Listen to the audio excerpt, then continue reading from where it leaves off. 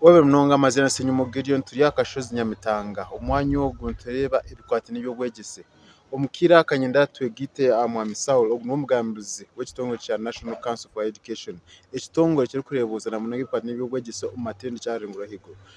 tagamba takumara nyankore ngo ngatwaza koso Ruganda konja kushobora ibo muri wa TV West tonje kumanya n'iki kiri umurembo rambara mwami Saul twaniza mugasaho musango ensonga kulese barese mbarayirwa webare munonga amanyanze Saulo Waigolo nga bwagambye nze Public Relations Officer National Council for Higher Education kitongole kya government wansomeso ebyenjigiriza ekyatekebwawo okulungamya ebyenjigiriza mu matendekero aga waggulu. So ekimu ku bye tukola kwe kulungamya entambuza ebyenjigiriza mu matendekero aga waggulu ng'ekimu ku ebyo kwe kulungamya enteekateeka y'ebyo ebisomesebwa mu matendekero ago kye tuyita program abamu bakita curriculum. So bwe twogera ku program amatendekero gano ge gasetinga gateekateeka bye gagenda okusomesa bwe bamala okuteekateeka bye bagenda okusomesa ne babireeta ku National Council for Higher Education ne tubitunulamu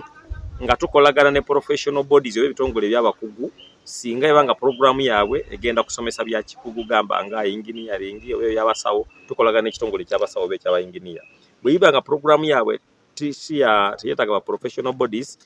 tugihandolinga naye nga bwe tumaliza tujja National Council ne tubawo olukusa nti musomese program eno bate mugisomesa kye tuyita program accreditation era nga bwe twogere ndi program emala emyaka 5 bwebanga diploma obanga ya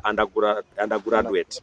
bwe twogera ku postgraduate era nayo emyaka 5 naye PhDs izo ziba za myaka 10 nti oluvannyuma lwa myaka 10 ettendekero likomawo neba reviewing a program ene tuba kibaita re-accreditation. So twogera ku bintu bibiri accreditation nga program ekyali mpya oba re-accreditation nga program ebaddewo oyagala ku omazo gitunulamu. So workshop eno gye tuzeeko olwaleero nti ebimu ku National Council byekola kwe kulungamya amatendekero to give guidance. So mu kulungamya kwako tulina okusisinkana bano abakulira amatendekero gasingira academic registrars ne ba quality assurance officers nti be bateekateeka programs ze baleeta ku National Council kwa accreditinga naye twesanze nga bamu bateekateeka program nga tebagoberedde ebina okubeera mu programu eyo. So tuzze kubabangula okubagamba nti bateekateeka program bino byolina okuteekako essira kino kyolina okulowoozaako teekamu kino olyoka okireete kuba bangi baleese programu zaabwe ne twesanga nga teziyiseemu ne basigala nga beemulugunya nti programu yaffe teyayitamu so ng'empandiika yaayo ye yali embi nti waliwo ebyali bibulamu. So kyova olaba nga National Council ndi buvunaanyizibwa bwaffe ogenda nga tubatendeka ku ngeri gye bawandikamu programu zino. Eno workshop yakuna twasooka endala yali Kampala ya makati ga Uganda ne tubeera ne yali Embaale ey'obuvanjuba omwezi oguwedde twali Gulu mu y'obuvanjuba mu Mambuka kye tuyita Northern kati olwaleero tuli wano Mbarara ku matendekero agasangibwa ne bugwanjuba gye tuyita Western. So nga tuzze okubatendeka ku ngeri gye bawandika mu programu zino na biki beetaaga okubeera nabyo. Ekirala kye tuzudde nga sinagenda ku kibuuzo kya kubiri nti abamu batandika programu zino programu ne munyika olukusa n'emala emyaka 5 nga tebasomesezaayo mwana yadde n'omu. So twagala kubagamba nti babeera excited bakufuna kinyegenyegeni kubanga University X running that program nange let me start it. No, tandika program ngomaze okola market analysis ngoyise mu bantu omaze okutegera nti program ena St Joseph tugyetaaga as Mbarara University of Science and Technology twetaaga program eno. So sikutandika program notafuna abaana ate fe myaka 5 kasajjigwako tukusobera okujja okola ki ffe tubala myaka gye twakuweerako oba osomesezza oba tosomesezza era bw'ogitandika nga tofunye accreditation kuba gye tuli tugamba nti olwaninga program eyaggwako. So kyetwagadde tubayitiremu baleme kulwaninga program ezaggwako n'abamu okuduplicatinga programs nti